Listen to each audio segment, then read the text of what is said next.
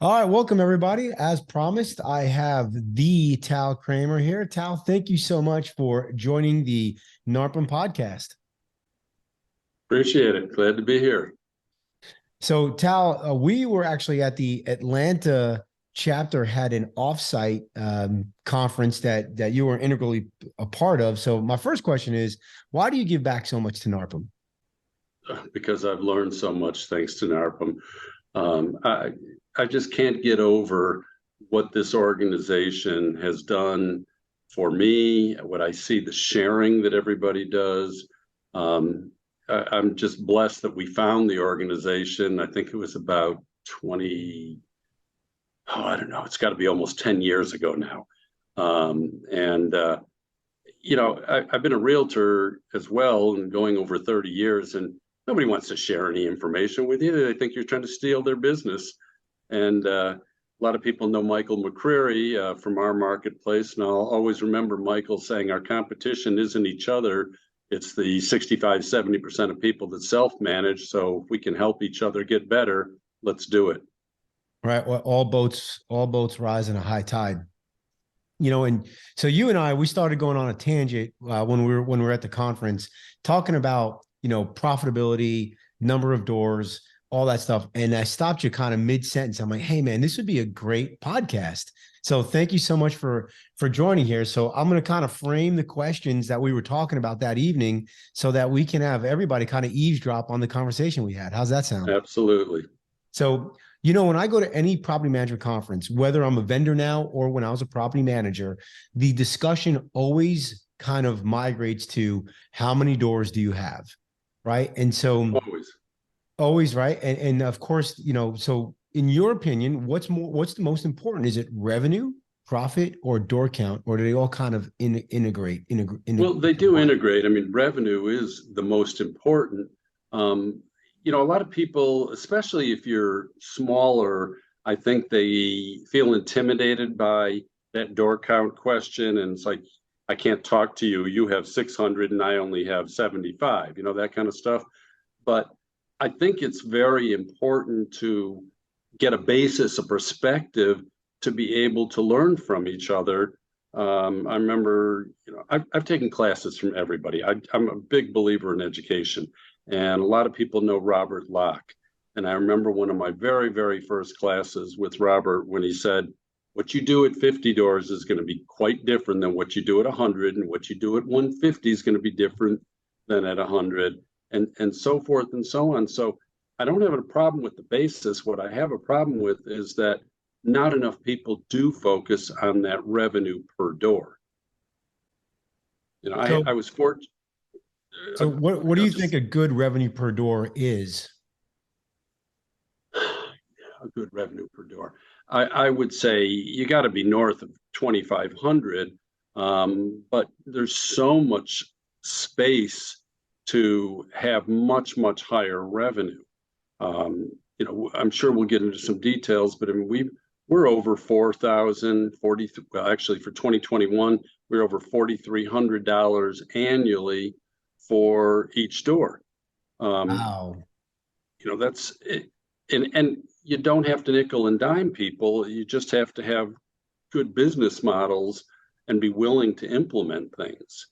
But we acquired last year. We acquired a small company, and the woman's comment, the owner, was, "I just want my nights and weekends back." Well, once we evaluated it, she was barely earning $1,000 a year per door. Well, of course she was working like a dog because she didn't have revenue to sustain having staff and software tools. That's right.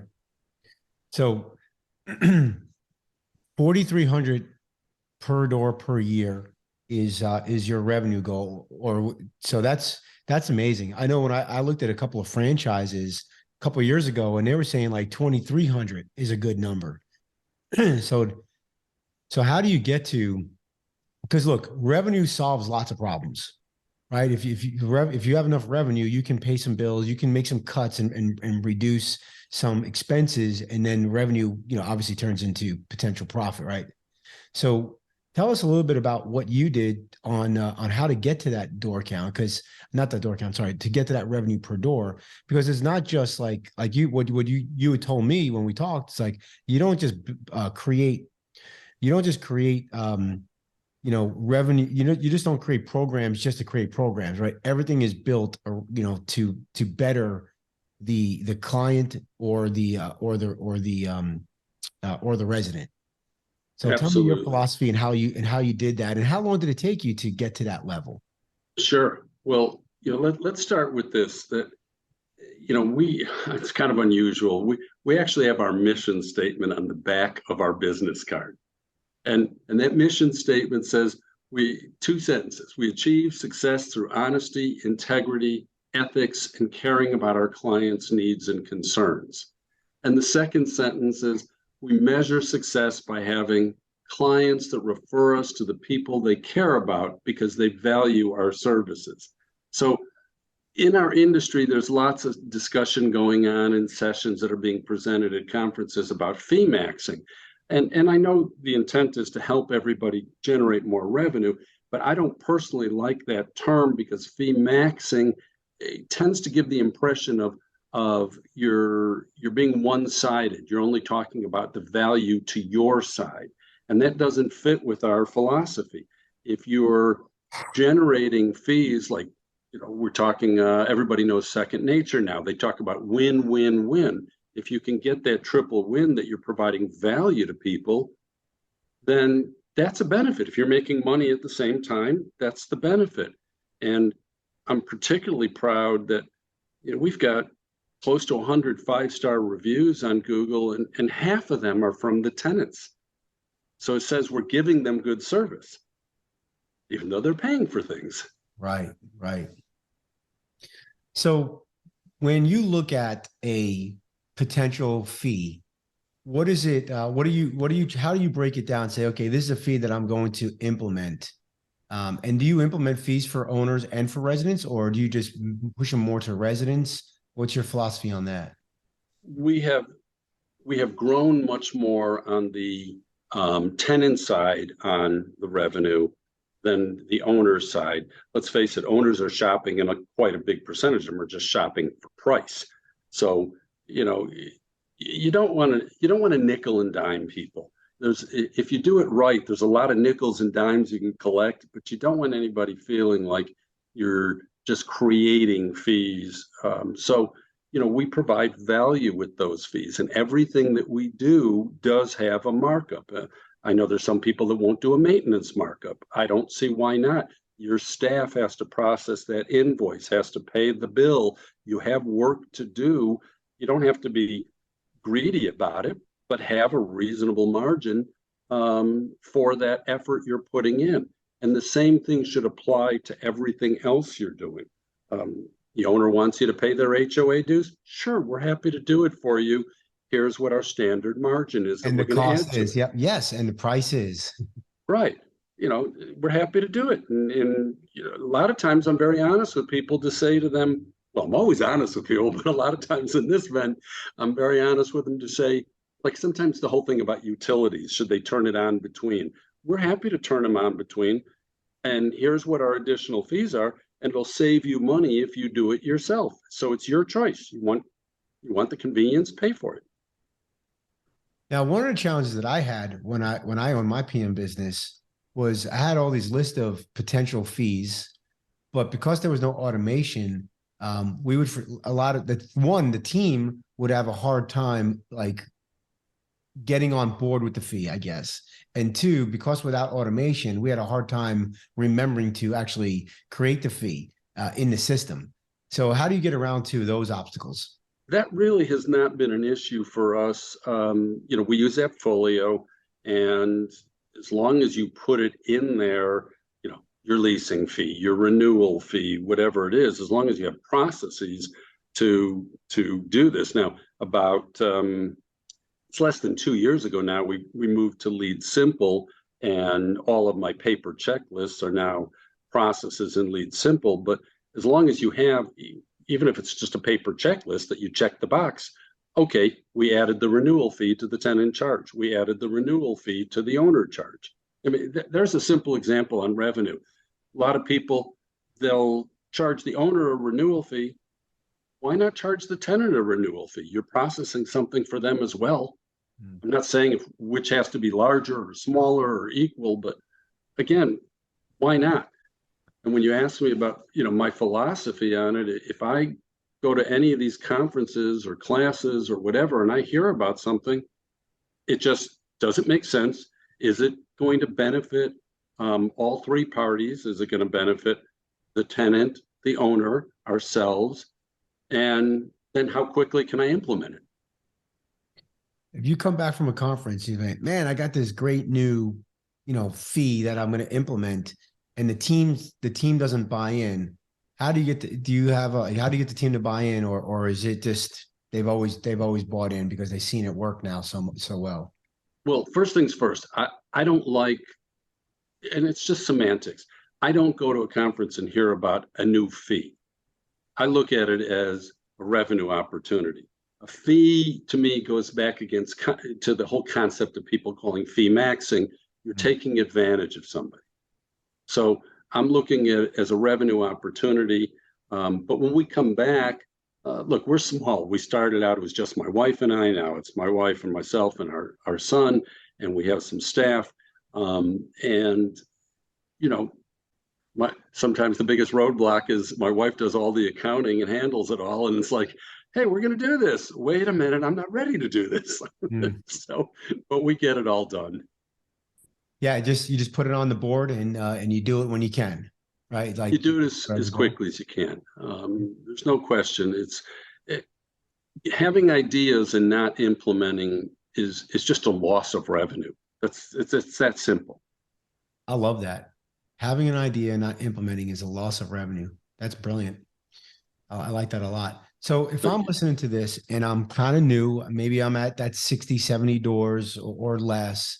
When do you recommend that you start implementing some of these? I know I call them fees, I call them fees. So, but some of these processes that's a triple win. We'll give Smallwood a shout out for. There you go. Well, let's go back to it was last year at Broker Owner. I was fortunate to be on a panel about profit and revenue. And one of the first things is I stood up at my portion and I said, if you're tracking your revenue per door, please stand up. Now there must have been, I don't know, I think we had 600 attendees at the conference. I think that was a main session. We had about probably at least 450 people in that room. And I said, if you're tracking your revenue per door, please stand up. I'll bet you more than 50% of the room didn't stand up. Oh, wow. So that's the very first thing is you can't implement things if you don't know where you're standing. I remember when I first heard about this in 2015 is when I first started going back and saying, what's my revenue per door? And in 2015, I was at $1,822 annually. I wasn't looking like most people talk about it as what's the revenue monthly. And I get looking at it monthly, but from a business standpoint, I can look at it annually and still figure things out. But it was then what I did, it was interesting as I said, okay, for the people that are standing, if your revenue per door is over 1,000 a month, remain standing. Bunch sat down. Over 2,000 a month, remain standing. Bunch sat down. Over 3,000 a month, there were only 3 people standing in the room. And I said, is anybody over 4,000 a month? And they sat down. And that's when I said, our revenue last year was 4,320 for the year. And it just, so first things first, start tracking it. No matter where you're at in your business, 10 doors, 500 doors, figure it out. That's the first thing. So what gets done? Yeah. Right. And then from there, I think your question was, I've already forgotten your question about how do you implement that? Well, let's stay on this train of thought because this is great. So the first thing that you should be tracking is your revenue at your overall revenue, and then you can easily, how many doors you have. So your revenue per door, per unit, however you want to break it down. That's the first thing you should be looking at because now you can move the needle. That's right. And we're not talking about profit, and we're not talking about expenses or anything like that. Just at least know how much money you're generating. Right. From property management, right? And well, let me ask you this. Do you do real estate? Do you do realty as well? We do sales as well, but it's in a separate company. We don't include it in property management at all. Got it. So the property management stops at the kind of the leasing, right? Not the. Yes, totally. Okay. So now. And we're all, by the way, we're all single family condos, townhomes, no multifamily. No multifamily. Okay. No commercial. Perfect. All right. So now I get the first number. So I finally get all my stuff together and I get the first number, which is my revenue, total revenue. Then I get my next number is revenue per door, which just becomes super math easy. Now, how do you break that down even further? Do you look at it a little bit further than that? Oh, for sure. Now you got to look at what are the sources that are generating that revenue per door. Obviously management fee. There's probably the biggest for everybody. Okay. So you break out management fees separate when you can. Well, I start breaking it down from there. I've probably got about, I could rattle off the list because I've got a sheet in front of me. And this is in the order of most revenue, what percentage of the total revenue. This is in the order of the highest. This would be great. We're gonna get detailed down here. So if you're listening, this is gonna be great stuff here. So okay, so I have my total. Okay. Now let's break it down. Yeah. Okay. Management fees, 35.8%.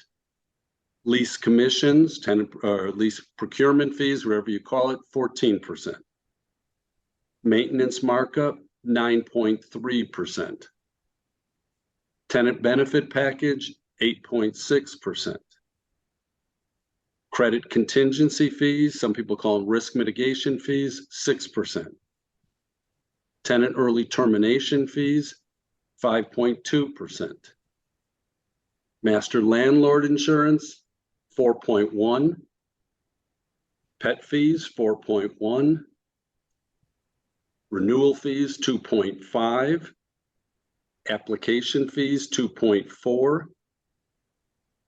Late fees, 1.6. Admin fees, owner admin fees, 1.6.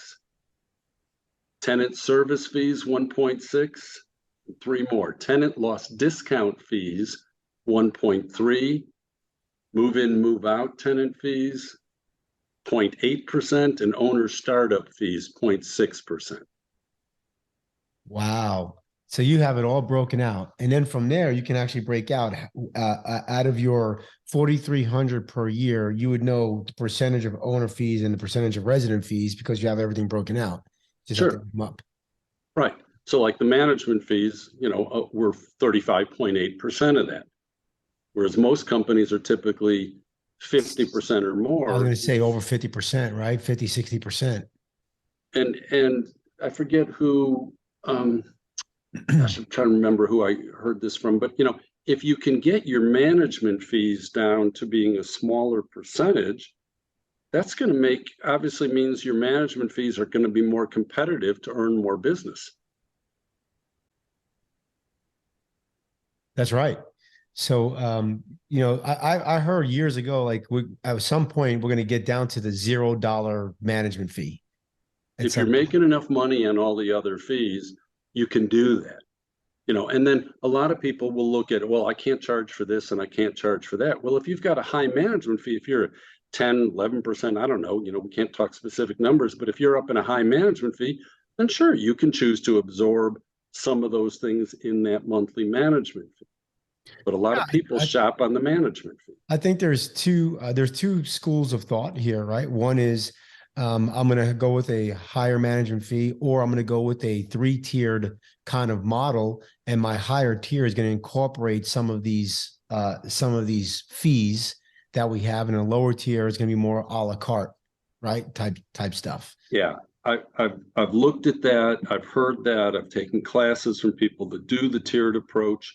I'm not saying right or wrong. It's just an extra layer of complexity that I don't want to put in our system at this point, because now you were talking before, and I heard a podcast recently from somebody that does audits. How many people have fees, but they don't charge the fee, or they don't know when they don't charge the fee? I'm going to even increase the odds of something like that happening if I've got 3 different layers that each have different fees. Yeah, agreed. Yeah. I go back and forth on this. So let me ask you this. If you were starting a PM firm today, what pricing structure would you create? Would you do the three-tiered model, or would you stay with No, you would I'd stay with stay with the single tier. the single tier model, and then just build the process? And now that we have technology like Lead Simple out there, building a process, one of the tasks could literally be create the fee, right? Absolutely. You know, I'm a big believer. I used to write computer software for a living, and the old expression, keep it simple, stupid.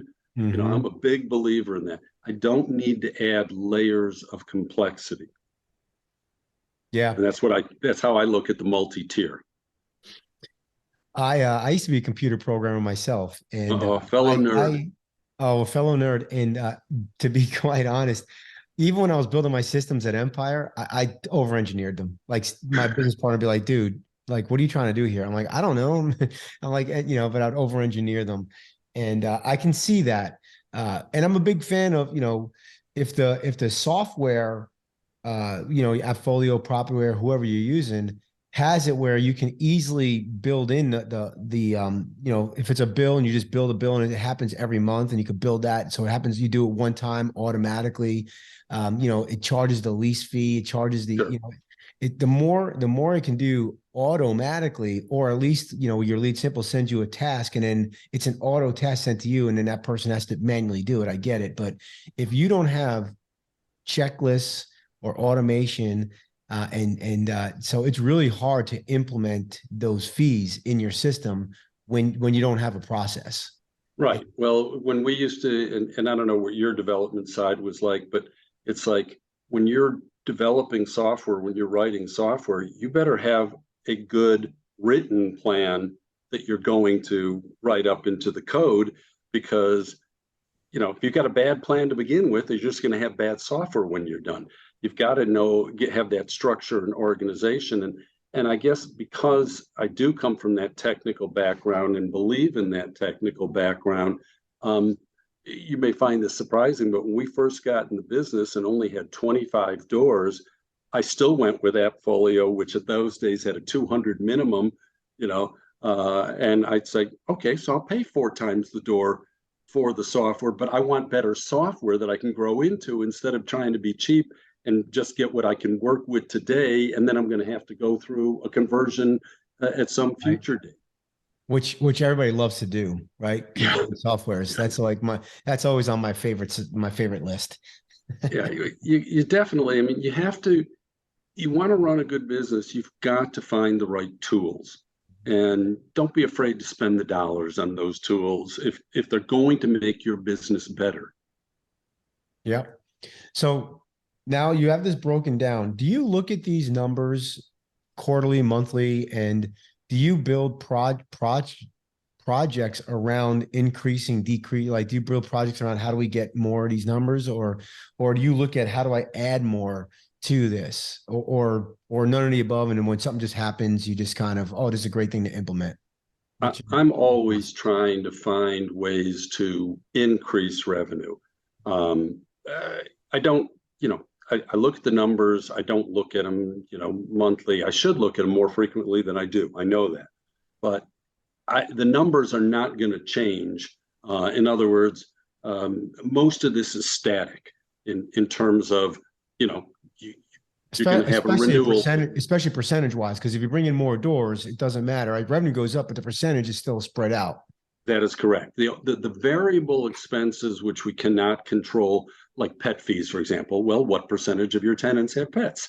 That can vary year to year or month to month. What percentage of your tenants are you charging that risk mitigation fee? What percentage are going to be late? So I don't focus on that, but I'm always looking for where I can generate additional revenue. Surprisingly, with all the revenue streams that we've got, there are others that are left that, for example, we are only right now, starting March 1st, we are now monetizing the pet screening score. We just charged an upfront fee and we charged a monthly fee no matter what the PAW score was.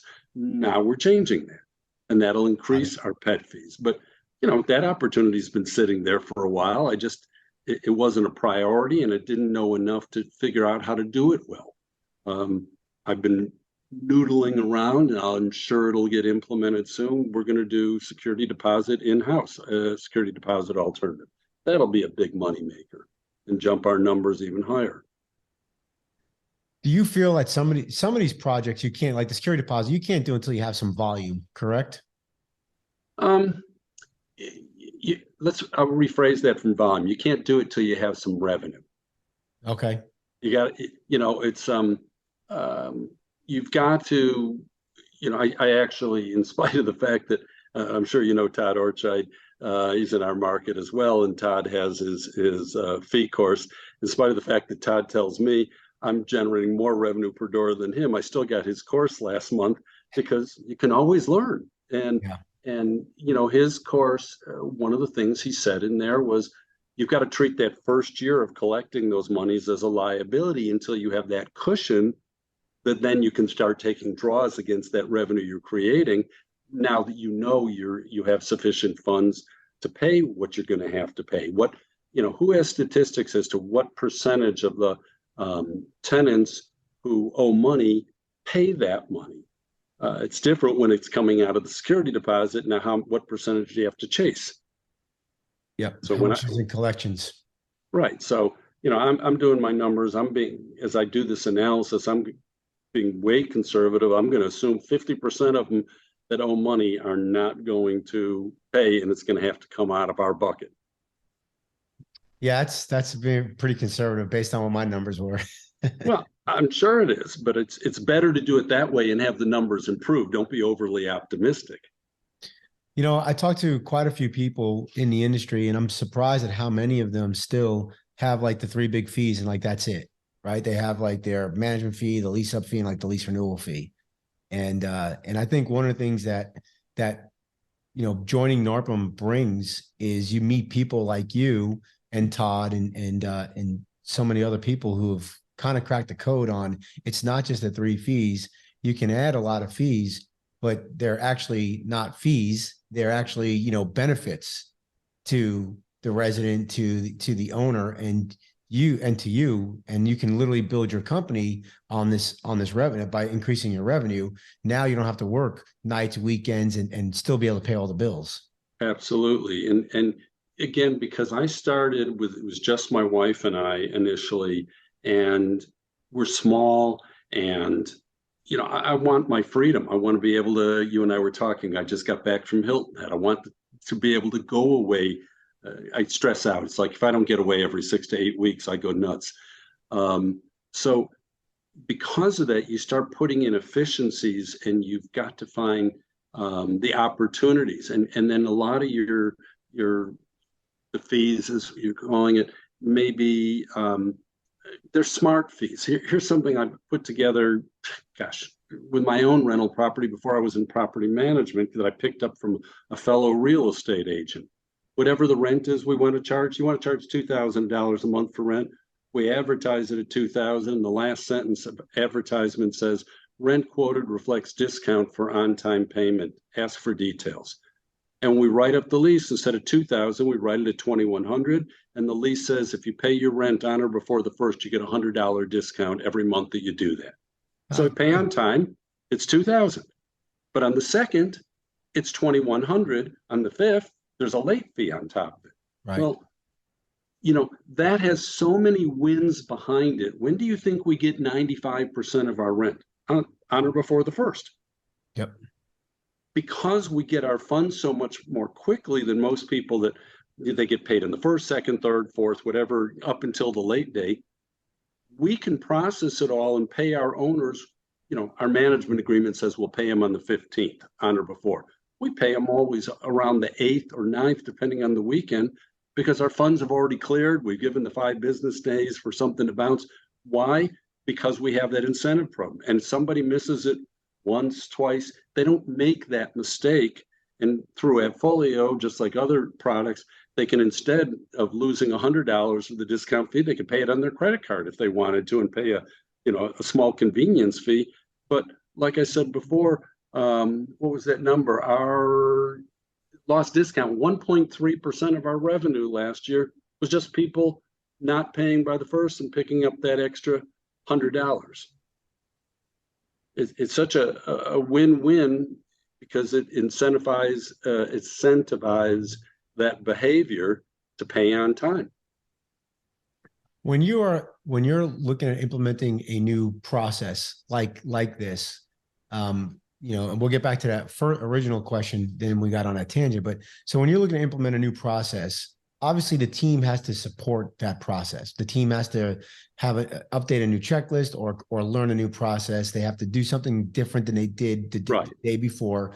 Have you ever had team kind of kick back and be like, well, you know, Tal, I really don't agree with insert, you know, process fee here, or whatever it is. Like, I'll give you an example. I had one where we were doing an inspection on the property and we were charging the owner for the inspection, and then we would charge the resident. We do too. For the inspection. Now my team just could not get past, you know, charging both. Like we're going out there regardless, and the owner's paying for it. Why would you charge the resident? And so that was one fee that I just ended up, or one process I ended up not doing because I just couldn't get the team to be on board with it. So have you, like, other processes I've won the team over, but that was one that really, you know, was difficult for us. So how do you have like I guess, is it a democracy or is it a monarchy over there with your company? It is a democracy, and again, we're not your typical structure because the three owners are myself, my wife, and our son. So right. You know, we'll chew it out, we'll talk about it, and you know, whatever the consensus is, we'll come up with it. And we have not had conflicts about whether or not to implement. We might have had discussions about what's the right dollar amount to charge for it, or when you implement, right? Or when to implement. Exactly. You know, I know just again, we're talking about this security deposit alternative. And I know our son and myself, we were talking about, he says, well, we've got so much going on. Let's just do this next year. And I just said to him, no, I want to do it now as soon as possible because we have to have that year of accumulating the liability. And I want you to start seeing that revenue benefit next year instead of a year later than that. Because eventually he's going to take over the company. So, you know, we want to set him up for success. All right. So before we hit commercial break and we get to the lightning round, give me one, you know, speaking on fees and revenue versus, you know, door count, give some advice to somebody new. Maybe they're just starting out. Maybe they got, you know, less than a few, you know, maybe 20, 30 properties. What is one common mistake that you see that you would tell people, hey, you know, this is something that I recommend you do? At the high level, and this is what all of us struggle with, find the time to work on your business instead of working in your business. That's a hard statement to make, but too many of us just are dealing with the day-to-day reactions, and we don't focus, just like how many people don't know the revenue per door, how many don't know the breakdown behind it.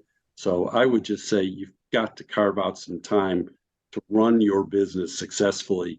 And the other thing is, there's really, in this industry, there's really two schools of thought.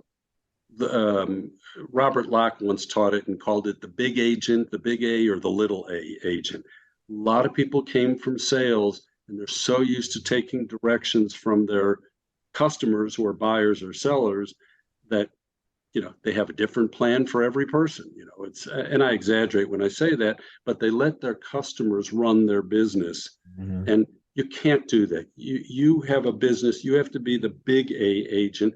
You have to say, this is the way I conduct my business. These are my prices. These are my methods. And I hope it works for you. But if it doesn't, I'm not the right person. Because if you start having structure for person A and structure for person B, you're just going to kill yourself. Oh man, I'm laughing because like literally I did exactly that when I first started my business, right?